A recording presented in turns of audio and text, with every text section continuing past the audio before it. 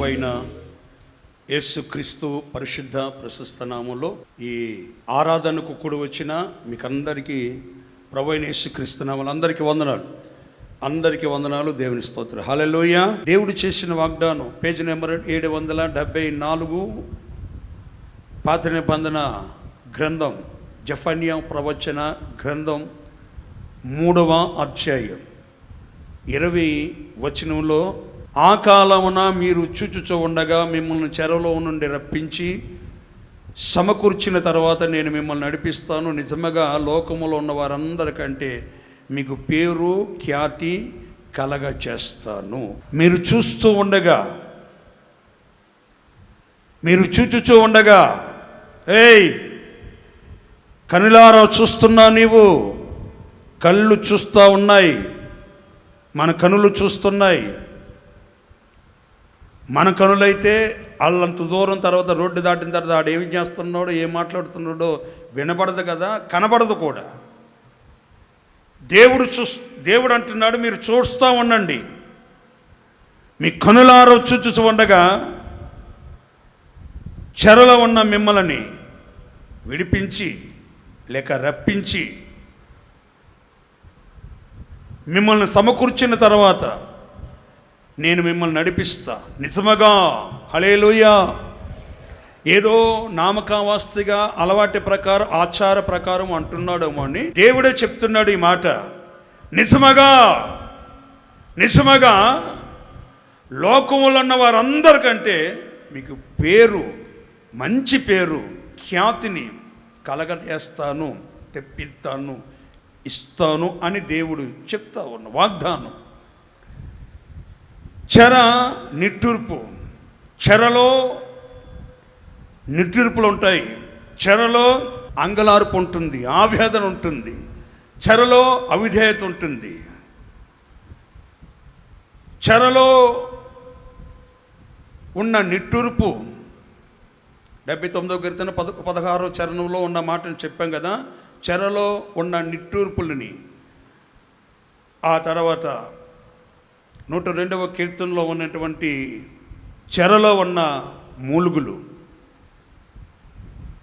నిర్గమకాండం 3వ అధ్యాయం 7వ వచనములో ఉన్న చెరలో ఉన్నటువంటి అవిధేయత, అవన్నిట్లో విడిపించి నేను మిమ్మల్ని నడిపిస్తాను.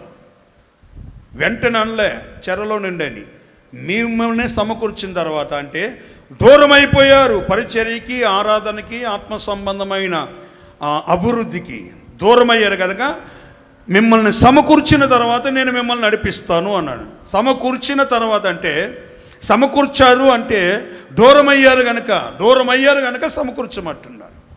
ప్రియమైన దేవుని బిడ్డలారా, చెరలో అంగలార్పు, చెరలో నిట్టూర్పు, చెరలో అవిధేయత వాటిని తొలగించబడిన తర్వాత సమకూర్చిన నిన్ను లేక నన్ను మన వ్యక్తిగత జీవితంలో ఏముంటాయి అనంటే 126వ కీర్తన మొదటి 2 వచనాల్లో ఉంటుంది. చెరలో ఉన్న నీ వారిని చెరలో నుండి రప్పించినప్పుడు, చెరలో నుండి విడిపించినప్పుడు ఏమని వాళ్ళు సంతోషగానములతో నిన్ను స్తుతిస్తారు. వారి నోటి నిండా నవ్వు ఉంటుంది. యెహోవా వీరు కొరకు గొప్ప కార్యములు చేశారని అన్యజనులు చెప్పుకుంటారు. దేవునికి స్తోత్రం చెప్పండి గట్టిగా. యెహోవా చెరలో నుండి వారిని రప్పించినప్పుడు సంతోష గానములతో ప్రభువుని స్తుతిస్తారు. వారి నోటి నిండా నవ్వుంటుంది,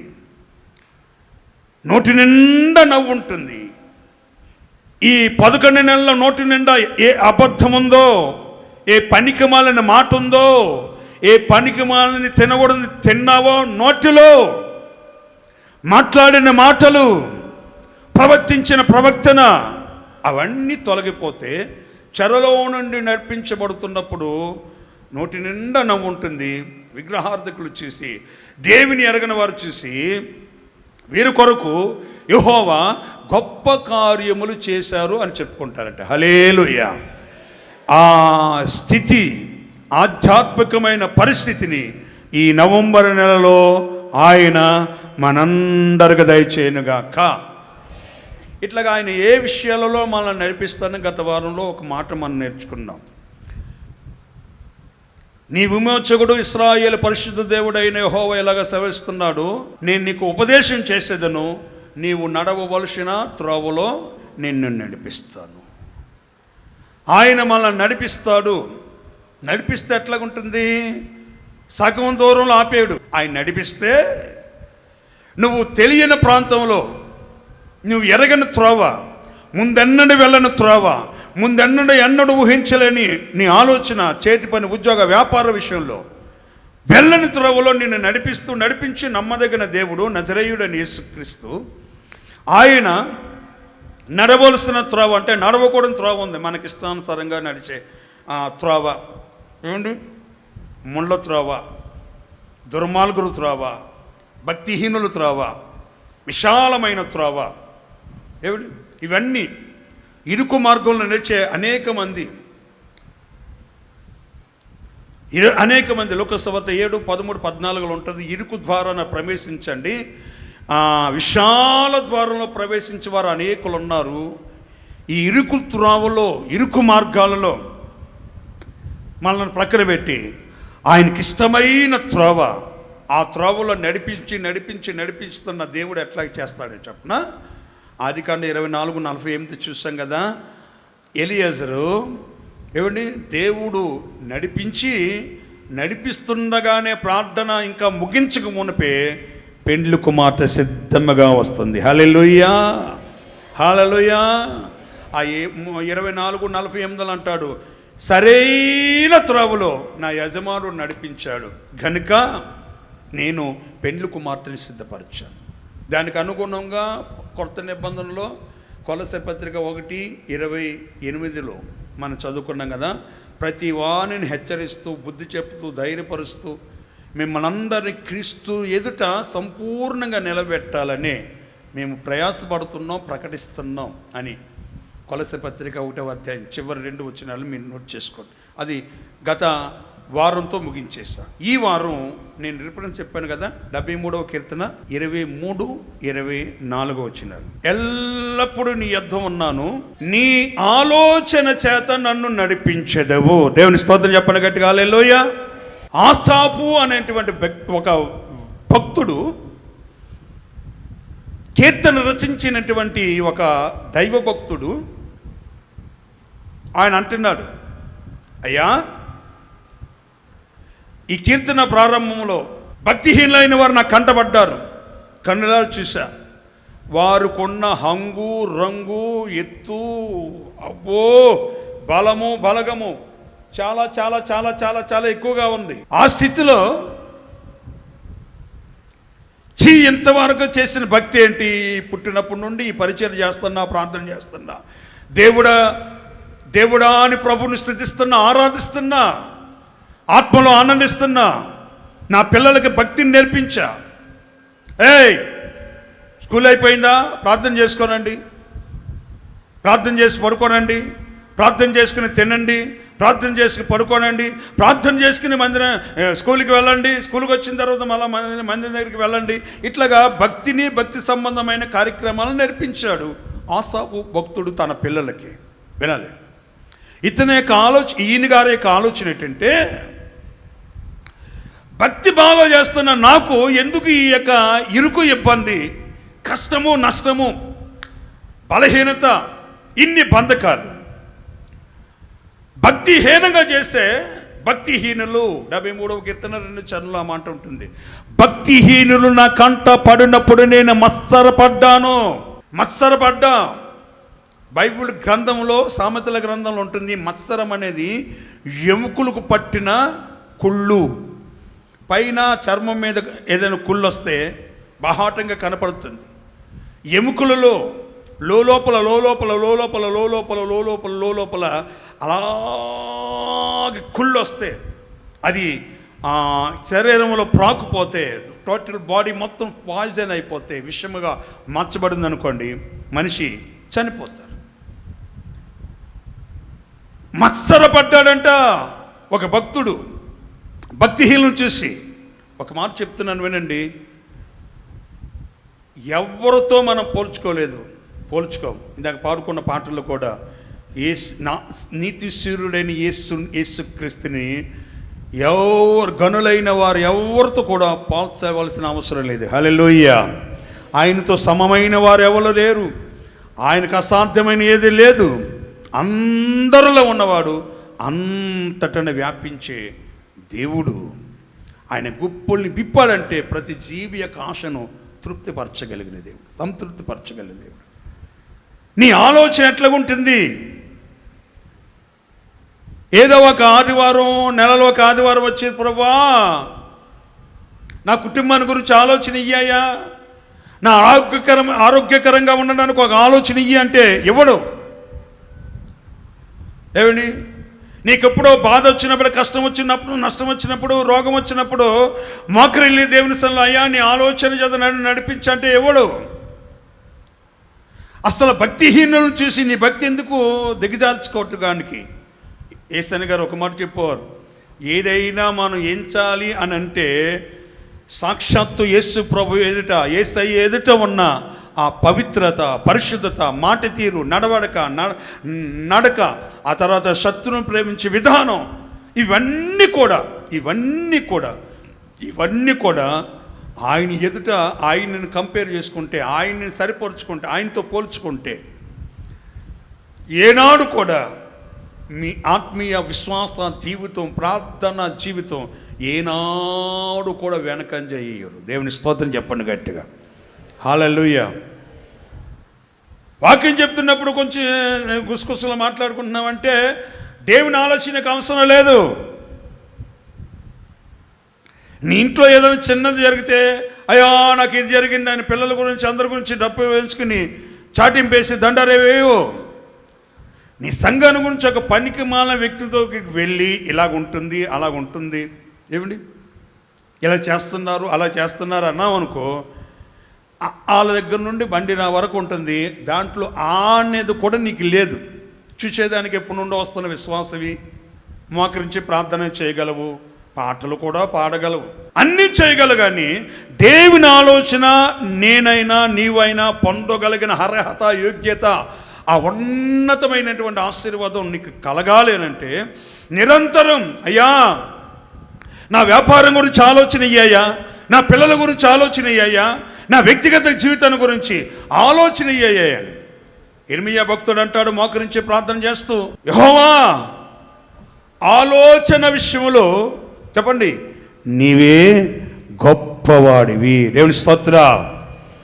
ఆలోచన విషయంలో నీవే నీవే నీవే నీవే గొప్పవాడివి.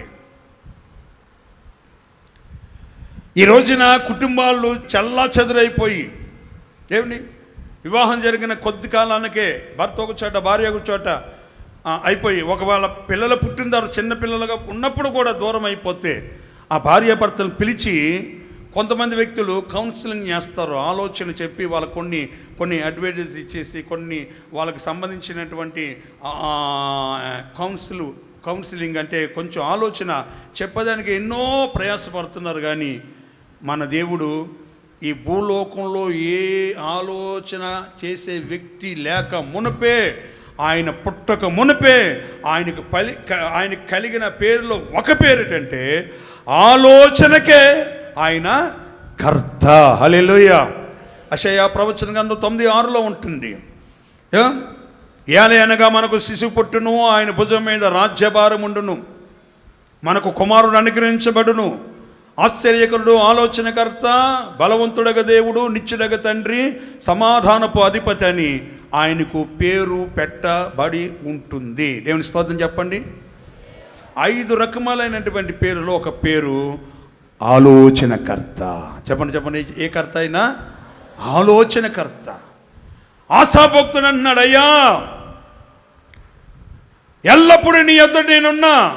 భక్తిహీనులను చూసి అయ్యో ఎంత డబ్బు కొంటున్నారు, ఇంత ఆస్తిపాస్తులు కలిగి ఉన్నది, బిల్డింగ్ కడుతున్నారు, కొన్ని స్థలాలు కొంటున్నారు, నాకు పట్టిడన్న పిల్లలకు పెట్టుకోలేని పరిస్థితి వచ్చింది అని భక్తిహీనులను చూసి మత్సరపడి నేను ఇంటికి వెళ్ళిపోయి వాళ్ళేమో స్తోత్రం చెల్లించేమన్నా, నరమేంట్రా ఇప్పుడు స్తోత్రం లేదు, ఏమీ లేదు, ప్రార్థన చేయొద్దు, ఇప్పుడు ప్రార్థనకి వెళ్ళాం, మనం పరిచర్యకి వెళ్ళాం. భక్తిహీనులు సంతోషంగా ఉన్నారు. మీకు అన్నం పెట్టుకోవడానికి గతి లేదు నాకు. ఇక ప్రార్థన అనే మాట ఎట్టొద్దు, నోరు మూసుకు పడుకోండి అని పిల్లల్ని అనేశారు. వాళ్ళు ఇక ఏమైంది నాన్నకి అనుకుని, చిన్నపిల్లలు కదా, వాళ్ళు వెళ్ళి పడుకున్నారండి. ఈయన గారు ఏం చేశారంటే నిద్ర పట్టగా కలలో కూడా వాళ్ళే కనపడుతున్నారు. దేవుని స్తోత్రం చెప్పండి గట్టిగా హల్లెలూయా. కలలో కూడా తాగుతూ, తర్వాత ఆ సంపాదించుకోవడం, అబ్బో వాళ్ళ మాటలు ఎట్లా ఉంటున్నాయి అంటే 73:3లో ఉంటుంది, మీరు నోట్ చేసుకోండి. క్రొవ్వు చేత వారు మెడలు మొరకలెత్తుతున్నాయి, గర్వము కంఠాహారం వలె ధరించుకుని ఉన్నారు. క్రొవ్వు చేత వారు కన్నులు పైకెత్తున, మనం అంటే కళ్ళు పైకెచ్చాయరా ఏం మాట్లాడుతున్నా అంటారు కదా. క్రొవ్వు చేత వారి కన్నులు పైకెత్తుతున్నాయి. ఇంకా చెప్పాలంటే కింద వచ్చింది చెప్తే చాలా చాలా దుర్భాషలు మాట్లాడుతున్నారు. వాళ్ళకున్న గర్వము కంఠాహారం వల్ల ధరించుకున్నారట. వినండి, వారికున్న గర్వం కంఠాహారం వలె, అంటే ఒక చైన్ మెల్ల వేసుకుంటారు కదా, గోల్డ్ చైన్ కానీ ఏదన్నా ఒక చైన్ వేసుకుంటారు. అటువంటిదిగా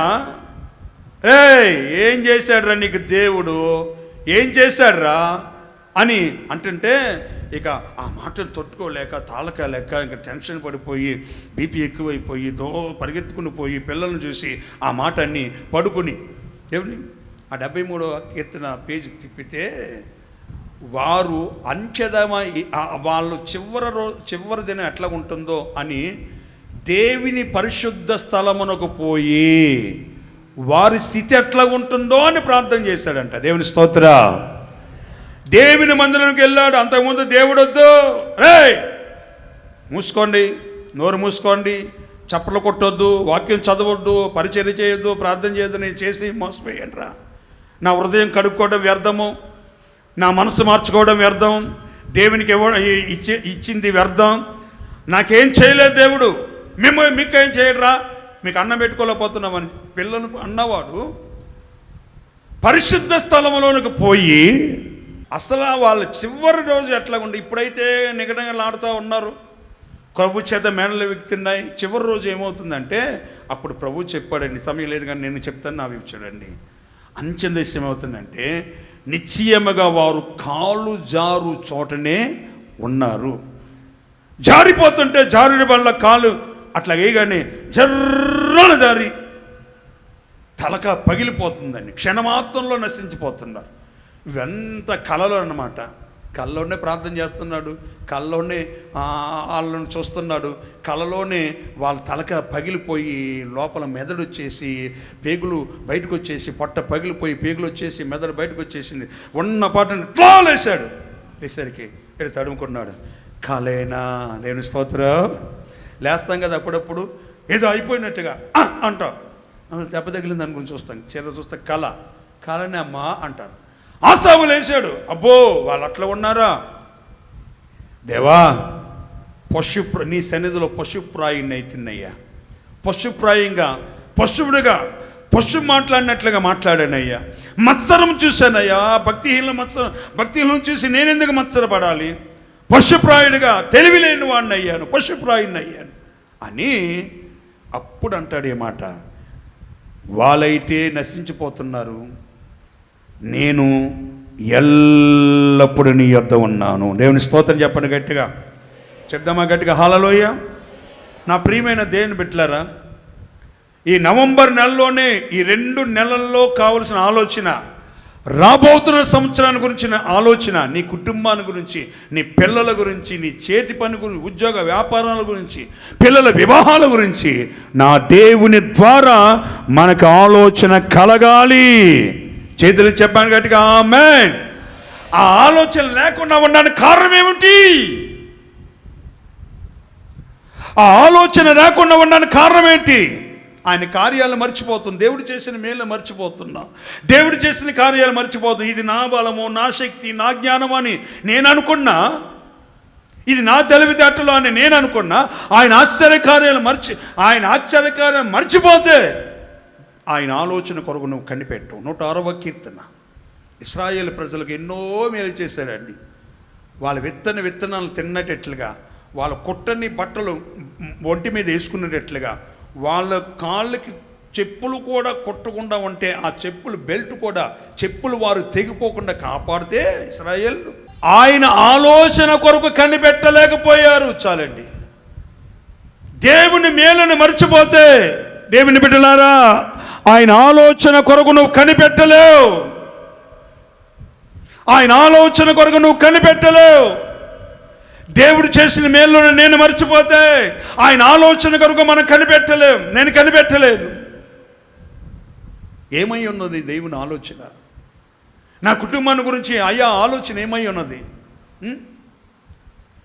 ఆయన పుట్టుక ముందుపై యెషయా భక్తుని ద్వారా 750 సంవత్సరాల క్రితమే ముందుగానే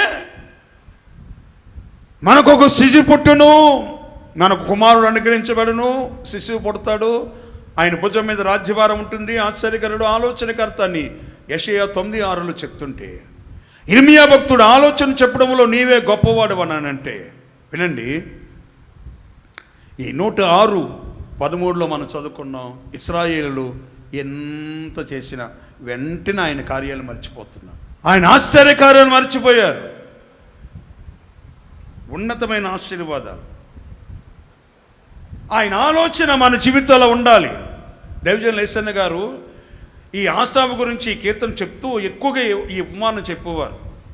మీరు పాత వాళ్ళకి ఎంతమందికి గుర్తుందో తెలియదు కానీ నేను చెప్తాను, వినండి. ఒక వ్యక్తికి గాడిద, గొర్రె పిల్ల ఉంది. చేతి పైకి చెప్తాం గట్టిగా హల్లెలూయా. ఆ గాడిది ఈయన ఉతకాలన్న బట్టలన్నిటిని ఆ రోజుల్లో, అప్పుడు వాహనం లేదు కానీ గాడిదే వాహనం, మూట కట్టి అప్పుడప్పుడు తెలిసిన బట్టలను కూడా మూట కట్టి దానికి చుట్టి, ఆ గాడి మీద తాడు చుట్టి, అవసరమైతే ఆ గొర్రె పిల్లని చిన్నదాన్ని కొన్నదాన్ని చక్కగా ఇట్లా నిమిరి కొద్ది గడ్డి పెట్టడం ప్రారంభించాడు. దేవుని స్తోత్ర. అది ఇంకా ఎదుగుతుంది, అది పెద్దదైంది కొంచెం. ఈ గాడిదని పెద్దగా పట్టించుకోవట్లే. అప్పుడు ఈ గాడిద మనసులో అనుకుంటుందంట, అయ్యా నీ బట్టలు, నీ బెల్లం బట్టలు, నీ కొడుకు బట్టలు ఉతకడానికి తీసుకెళ్ళడానికి తడిసినా సరే నా మీద కట్టేసి వాళ్ళిద్దరు నా మీద పెట్టి అప్పుడప్పుడు నువ్వు కూడా కూర్చుని ఎంత బరువు మోస్తుంటే, ఏ రోజునైనా కొంచెం దగ్గరకు వచ్చి దాన్ని నిమురుతున్నావు, గడ్డి పెడుతున్నావు, బలమైన తిండి పెడుతున్నావు, కనీసం అట్లా చేయకపోయినా పర్లే, నా దగ్గరకు వచ్చి ప్రేమగా చూసావా చూపైనా మొయ్యడానికి వచ్చేటప్పుడు మనం నేను గుర్తొస్తా, ప్రతిసారి దానికే పెడతా అనుకుంది. ఈ 2 జంతువులను పోషిస్తున్న యజమానుడికి దాని యొక్క కళ్ళలో ఉన్న భావాలు గమనిస్తున్నాడు. దేవుని స్తోత్రం చెప్పండి గట్టిగా హల్లెలూయా. కోపం వచ్చినా కోపంగా చూస్తారు కదా, కొట్టేనంత ఉంటుంది కానీ కొట్టలేక వాళ్ళు పెద్దోళ్ళు అని చూస్తామండి, ఉరుమురు చూస్తా. ఆ చూపులనే ఈ యజమాను గుర్తించి, నీకు దాన్ని ఎందుకు ప్రేమిస్తున్నాను, ఎందుకు బలమైన తిండి పెడుతున్నామో నీకు తెలుస్తుందిలే అని మనసులో అనుకుంటాడు. తర్వాత పెద్ద బరువులు తీసుకొచ్చి మళ్ళీ కూర్చోబెట్టి ఎప్పుడు అట్లాగే తిరుగుతా ఉంటుంది గాడిద. రోజుకి దాని యొక్క మూలుగులు, దాని యొక్క ఆలోచన ఆ యజమాను చూస్తూ ఉన్నాడు. ఈ గొర్రె పిల్ల కొంచెం పెద్దదయ్యింది, కొంచెం పెద్దదయ్యి లావుగా అయింది, దానికి బలమైన తిండి కొంచెం పెట్టవలసింది గడితో పాటుగా ఆ రోజులో ఉన్న తిండిని పెడుతూ అట్లాగ ఒక రోజున వచ్చాడు, పెడతా ఉంటుంటే దాన్ని ఇట్లా నిమురుతున్నాడు. నిమురయ్యా నా బుజ్జి అను, దానికి పరుపెయ్యి కూర్చోబెట్టు అంటుంది. తర్వాత ఉన్నట్టుండి దానికి బొట్టు పెట్టాడండి. చూడు బొట్టు కాదు పౌడర్ రాయి అనుకుంటుంది. ఇది గాడిద తెలియక దానికి దండేశాడు. దేవుని స్తోత్రం చెప్పండి గట్టిగా. దండేశాడు, పెద్ద పూలదండ లాంటిది చిన్న దండ వేసాడు. ఇప్పి దాన్ని కట్లు తెంచేశాడు. అది చూస్తాను ఉంది, నిమిరావు, తల నిమిరావు, బొట్టి పెట్టావు, దండ వేసావు, తీసుకెళ్తున్నావు, ఎక్కడ తీసుకెళ్తావు, ఏం చేస్తాడని అది అటు ఇటు చూస్తూ ఆలోచించుకుంటూ ఉన్నది. సడన్గా 1/2 గంట తర్వాత అన్నది గాడిద. చచ్చేటట్టుగా అయింది. ఎందుకు చెప్పనా, ఆ గొర్రె పిల్ల తలక యజమానుడి చేతిలో ఉంది. యజమానుడి చేతిలో ఉంది. దగ్గరికి వచ్చి గడి దగ్గర, గడిదా ఇనే గడిదా, రే గాడిద ఇన్ను బాగా విన్ను, నిన్ను పట్టునట్టుగా ఎందుకు చూస్తున్నాను చెప్పనా, దీన్ని ఎందుకు ప్రేమిస్తానంటే ఒకరోజు వస్తుంది, దీన్ని ఎంత పెంచామో ఎంత పోషించామో ఒక రోజున దీన్ని బలిగా ఇవ్వాలి, బలి అర్పించేసి దీని మాంసం తినాలి. నువ్వు అలా కాదు, నువ్వు చచ్చినంత వరకు నా దగ్గరే ఉంటావు. చప్పలు కొట్టండి గట్టిగా, హల్లెలూయా. లోకస్తులు పేరు ప్రఖ్యాతి వాళ్ళకున్న ఆలోచన బట్టి రకరకాలమైన వేషాలు బలగాలు చూపించుకుంటారు. నాకు లేదులే, నాకు రాలేదులే, నేను చేయలేదులే అనే దానికంటే నువ్వు నేను మనందరూ అనుకోవలసింది చెప్పనా, ఎల్లప్పుడూ నీ దగ్గర ఉంటాను, నీ ఆలోచన చేత నడిపిస్తే ఏం చెప్తుంది చెప్పనా, తర్వాత నీ ఆలోచన తర్వాత మహిమలో, చేతులు చెప్తాం గట్టిగా హల్లెలూయా, మహిమ కలిగిన రాజ్యములో, మహిమ కలిగిన 12 గుమ్మముల పట్టణములు మేము అడుగు పెడుతూ ఉంటే 1, 2, 3, 4 అని 12 గుమ్మములు తెరవాడుతాయి.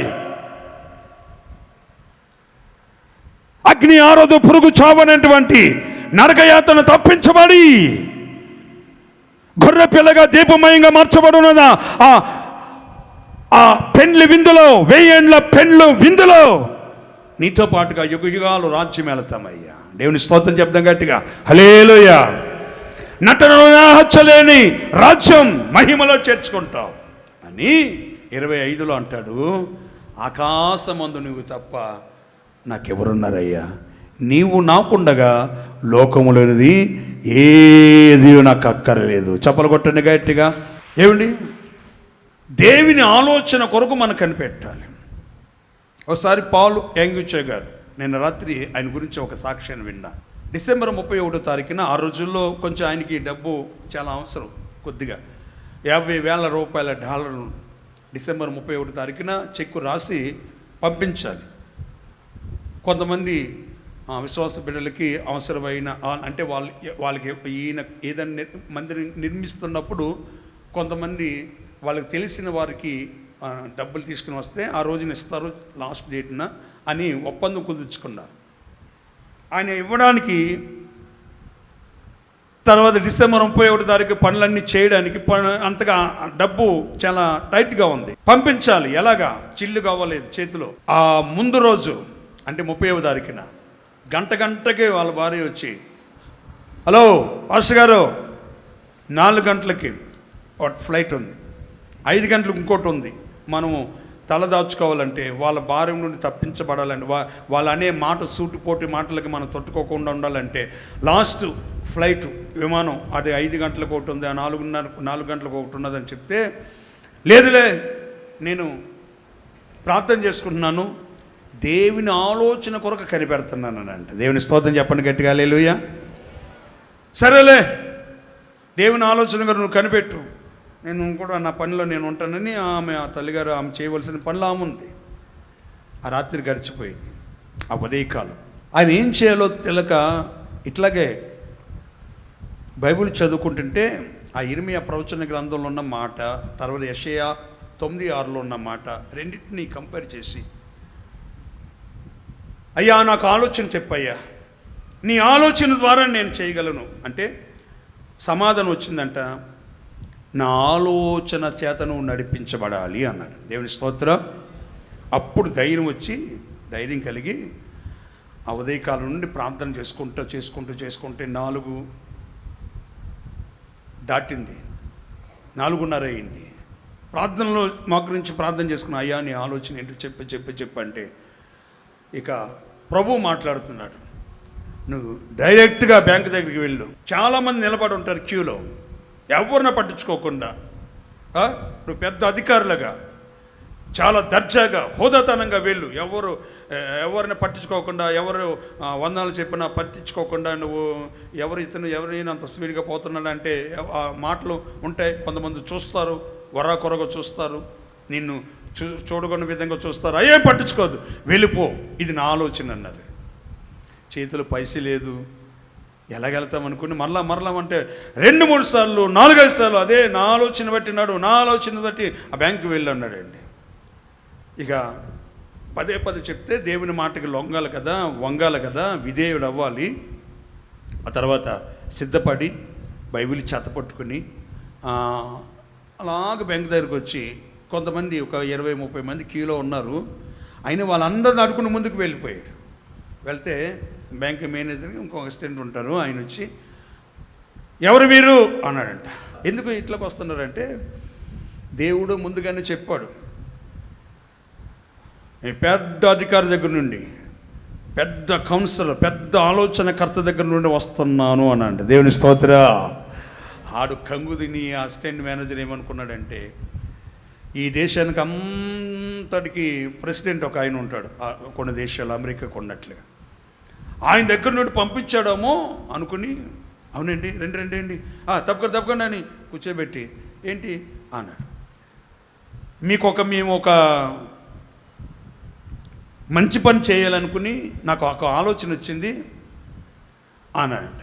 మిమ్మల్ని సేవ్ చేయాలనుకుంటున్నాం, రక్షించాలనుకుంటున్నాం, మీకు ఒక మంచి పని చేయాలని, మీ బ్యాంకుకి ఇంచుమించుగా ఒక 10,000 మంది కొత్త ఖాతాదారులను నేను తీసుకుని వస్తానన్నారంట. దేవుని స్తోత్ర. ఇది 31వ తారీఖున తెల్లారితే కొత్త సంవత్సరం వస్తుంది. సంతోషపడ్డాడు. అయితే మీరు ఒక పని చేయాలి, $50,000 చెక్కుకు నా పేరు మీద మీరు రాయాలి అన్నాడు. దేవుని స్తోత్రం చెప్పండి గట్టిగా. మరి ఏంది తెచ్చారా? ఏదైనా వస్తువుకు సంబంధించిన, ఆస్తికి సంబంధించిన డాక్యుమెంట్స్ కానీ, గోల్డ్ కానీ, నగదు కానీ ఏదైనా తెచ్చారా అన్నాడు. ఏమీ లేదు. 10,000 మంది ఖాతాదారులను మీకు ఇస్తాను, నాకు ఇది చేయండి, ఈ ఫేవర్ చేయండి, ఈ కొంచెం నాకు అనుకూలంగా ఇది చెయ్యండి అన్నారంట. అతడు ఇక పరిగెత్తుకునే మేనేజర్ వచ్చాడు. రేయ్, నువ్వు చేసావంటే 2 ఉద్యోగాలు ఊడిపోతాయి, డాక్యుమెంట్స్ లేదు, బంగారం లేదు, ఏమీ లేదు, ఆ రోజుల్లో ఎక్కువ అనమాట, $50,000 చెక్ ఎట్లా రాస్తావని, నా గురించి తెలుసుకోరండి అనగానే అప్పట్లో ఒక చెక్ చేసి, ఇంటర్నెట్లో చెక్ చేసి, పలానా పాలంగ గారు ఆ దేశంలోనే పెద్ద మందిరము, ఇప్పుడులో లక్షల మందిగా రావట్లేదు, ఒక 30-40 వేల మంది వస్తున్నారట. అప్పట్లో చాలా పెద్ద సంఘము, పెద్ద పాస్టర్ గారు అని సరేలే అనుకుని వీళ్ళిద్దరు మాట్లాడుకుంటుంటే, అధికారులు ఇద్దరు మాట్లాడుకుంటుంటే వాళ్ళకి ఇద్దరికి వినబడినట్లుగా ఒక మాట వచ్చింది, ఏయ్, నా ఆలోచనతో పంపించా నా కుమారుణ్ణి అని అంటే. దేవుని స్తోత్ర. అనుకోండి, ఏలేమనుకున్నా చెప్పనా, ఈ బ్యాంకులన్నిటికీ ఒక అధికారి ఉంటాడు, పెద్ద ఆయన చెప్పాడేమో అనుకుని వెంటనే ఆ మాటే మనకు వినబడింది అనుకున్న దూరం నుండి ఉండిపట్టిన వెంటనే $50,000 చెక్ రాసి ఆ 31వ తారీఖున చివరగా 5 గంటల సమయంలో బ్యాంక్ మూస్తున్న సమయంలోనే అది పంపిస్తే, అది ముగించుకుని వచ్చిన తర్వాత, అది ముగించుకుని మన సంఘానికి వచ్చిన తర్వాత దేవుని మోకరించి ప్రార్థన చేసుకుంటే, నా ఆలోచన చేత నువ్వు నేను నడిపించాను గనుక ఇది మొదలుకొని ప్రపంచ దేశంలో ఎవరికి లేనట్టుగా ఉన్నతమైన సంఘంగా నా ఆలోచనతో సంఘాన్ని స్థిరపరుస్తాను అన్నాడు. దేవుని స్తోత్ర.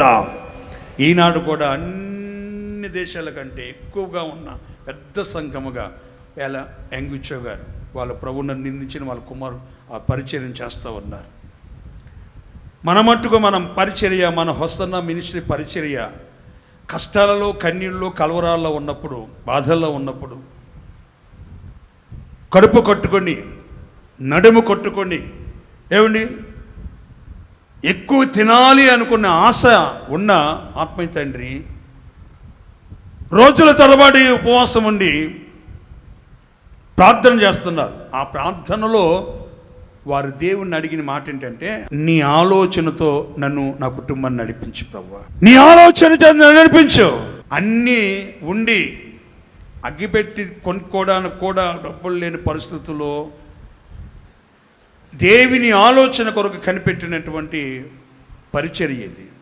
ఇప్పుడు చూస్తున్నట్లుగా ఇన్ని భోగభాగ్యాలు, అలంకారాలు, తర్వాత వాహనాలు ఇన్ని ఉన్నా దేవుని ఆలోచన, దైవ ఆలోచన నీ జీవితాన్ని ఉన్నతమైన స్థానంలో నిలుపుతుంది. దేవుని ఆలోచన మనల్ని ఏం చేస్తుంది చెప్పనా? గమనించండి దేని బిడ్డలారా, ఆయన ఆలోచన చేత నడిపిస్తే వినండి, మహిమలో చేర్చుకుంటారు.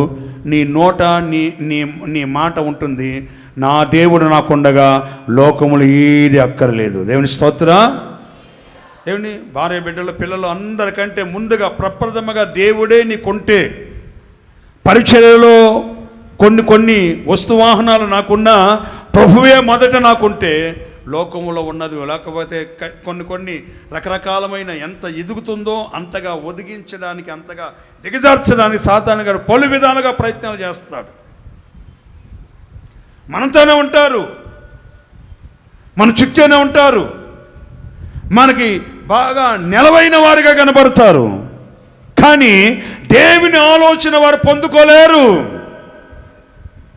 నా ప్రియమైన దేవుని బిడ్డలారా, దేవుని ఆలోచన మనల్ని ఉన్నతమైనటువంటి మార్గాలలో నడిపిస్తుంది. లోకములో ఉన్న రకరకాల ఆలోచనలు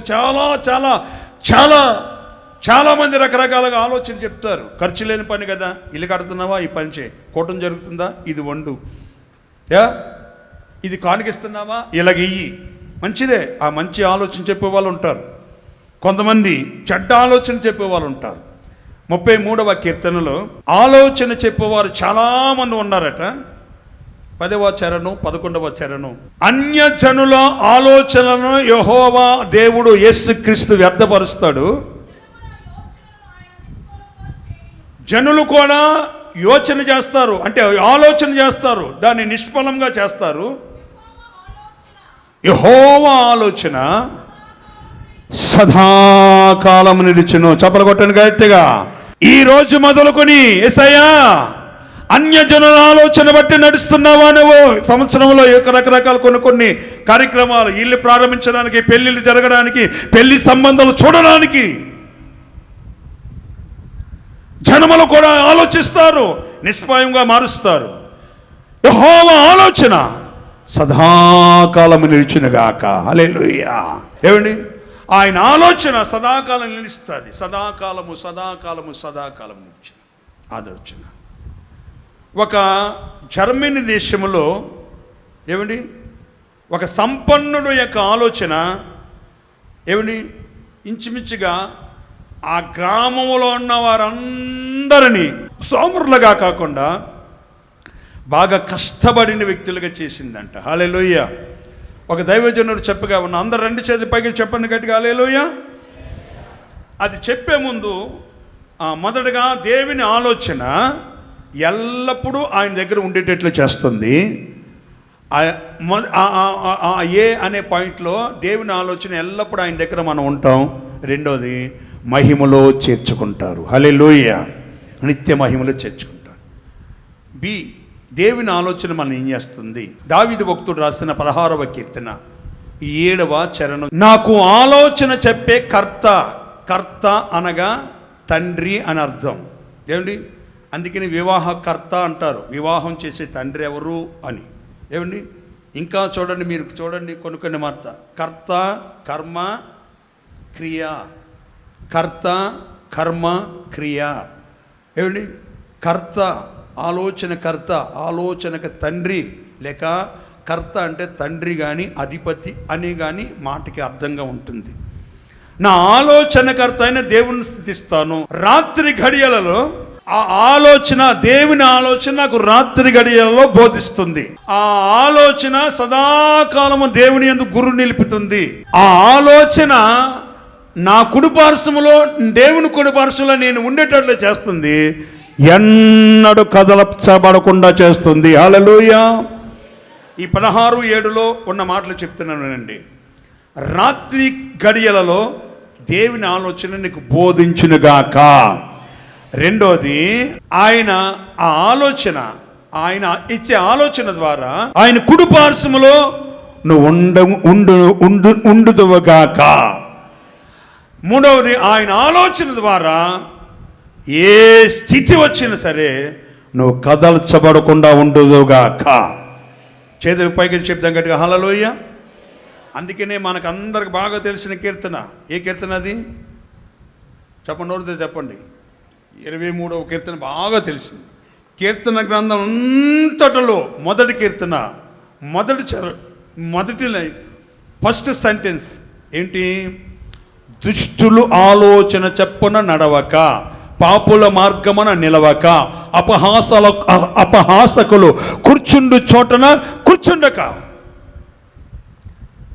1వ కీర్తన 1వ చరణంలో బాగా వినండి దేవుని బిడ్డలారా.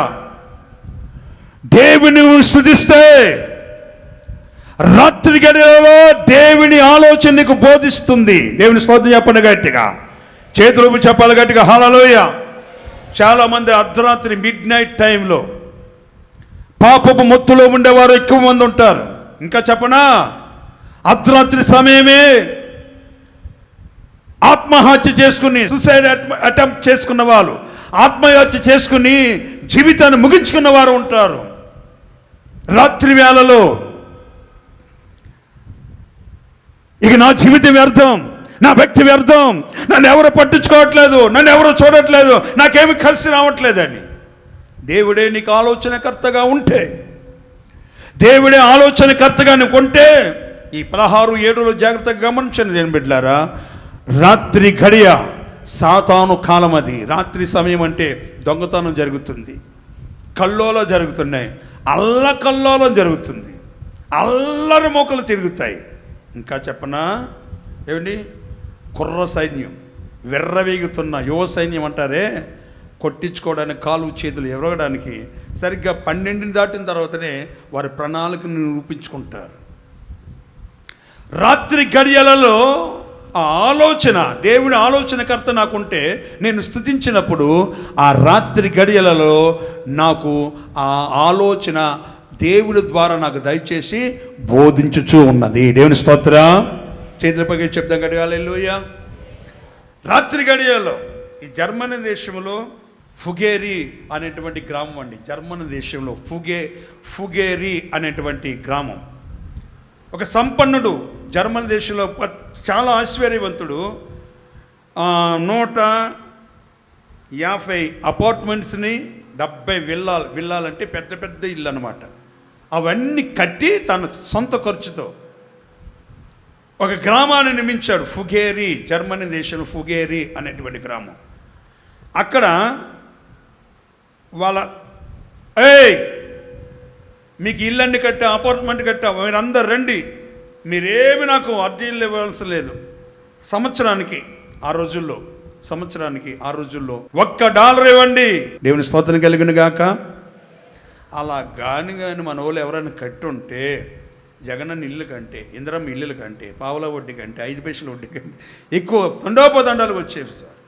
జర్మన్ దేశంలో ఫుగేరి అనే చోట ఒక ధనవంతుడు జాకబ్ ఫుర్గేర్ అనేటువంటి వ్యక్తి 1986 సంవత్సరంలో జర్మనీ దేశంలో ఫుగేరి అనేటువంటి చిన్న గ్రామాన్ని ఏర్పాటు చేసుకుని 150 అపార్ట్మెంట్స్, 70 విల్లాలు కట్టి సంవత్సరానికి $1 మాత్రమే ఇవ్వండి. దేవుని స్తోత్రం చెప్పండి గట్టిగా.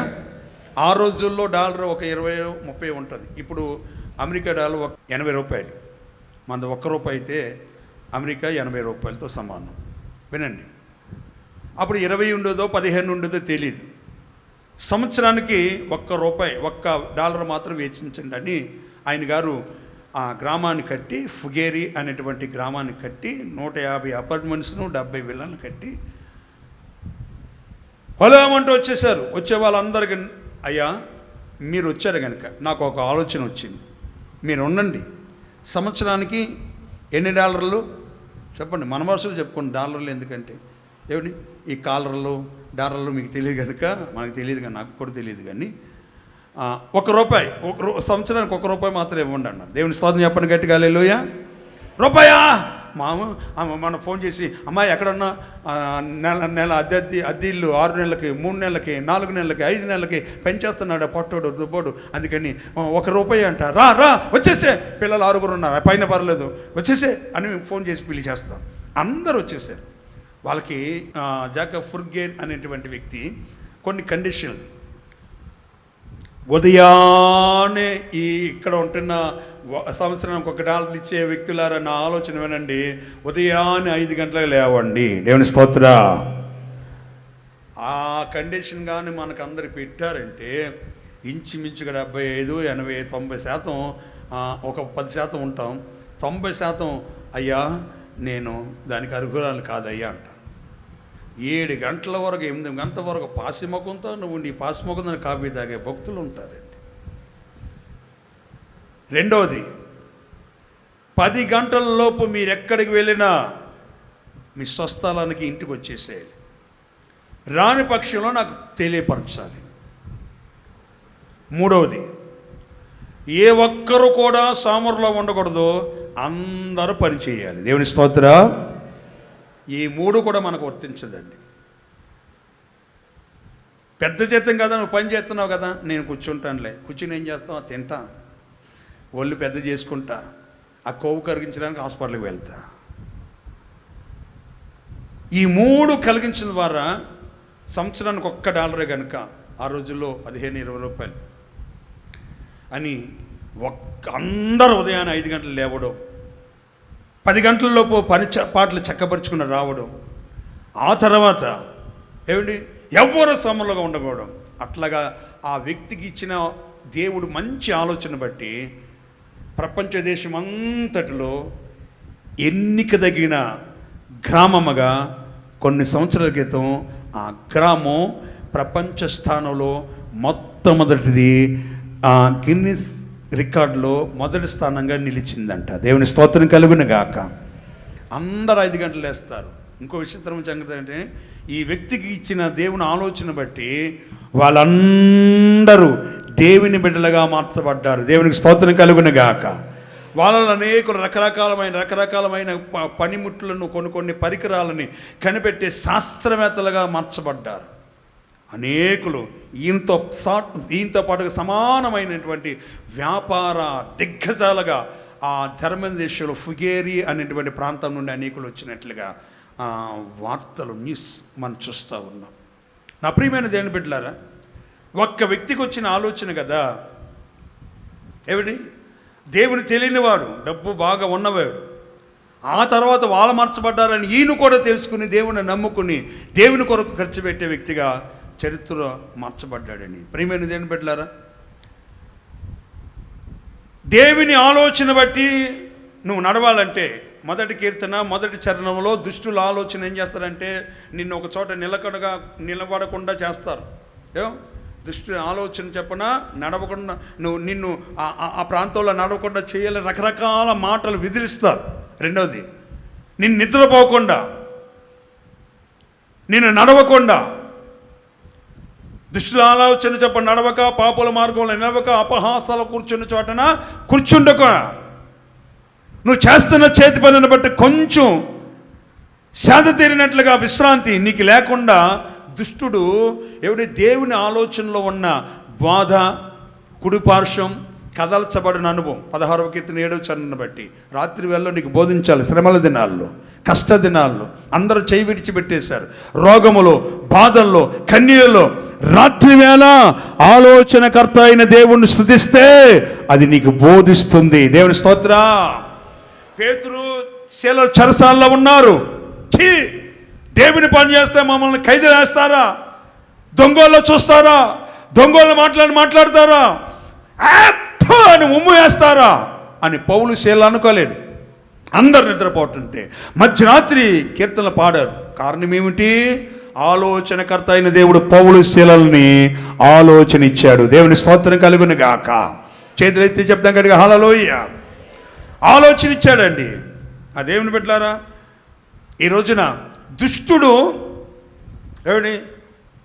దేవుని ఆలోచనలకి బోధించకుండా 16వ కీర్తన 7వ చరణాన్ని బట్టి రాత్రి వేళలో నీకు ఆయన ఆలోచన బోధించకుండా, రెండోది దేవుని కుడిపార్శ్వమని ఉండకుండా, కష్టాలు వచ్చినప్పుడు కదిలిపోతున్న వ్యక్తిగా, కదల్చబడని వ్యక్తిగా నిన్ను చేయకుండా వానికి దుష్టుడు కొన్ని పనులు చేస్తున్నాడు. యోహాను మొదటి పత్రిక 3వ అధ్యాయం 12వ వచనం.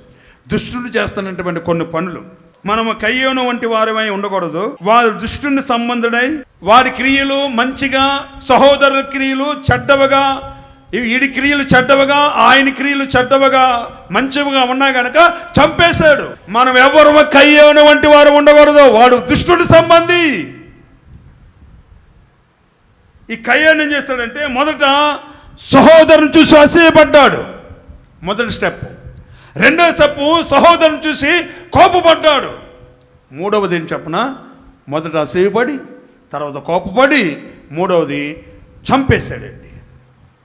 ఈ రోజున ఆత్మీయ జీవితంలో దుష్టుడు విధిస్తున్న 3 రకములైనటువంటి చాలా ఉన్నాయి. వాటిలో ప్రప్రదమైన, ప్రాముఖ్యమైనది, అతి ప్రప్రదమైన పనులు ఏంటంటే, మొదట ఇతరులను చూపించి నీకు అసూయ పుట్టేటట్లుగా, వాడిని చూసి నీకు అసూయ పుట్టేటట్లుగా అసూయకరమైన మాటలు, అసూయతో చెప్పే కార్యక్రమాలు నీ జీవితంలో వస్తుంది.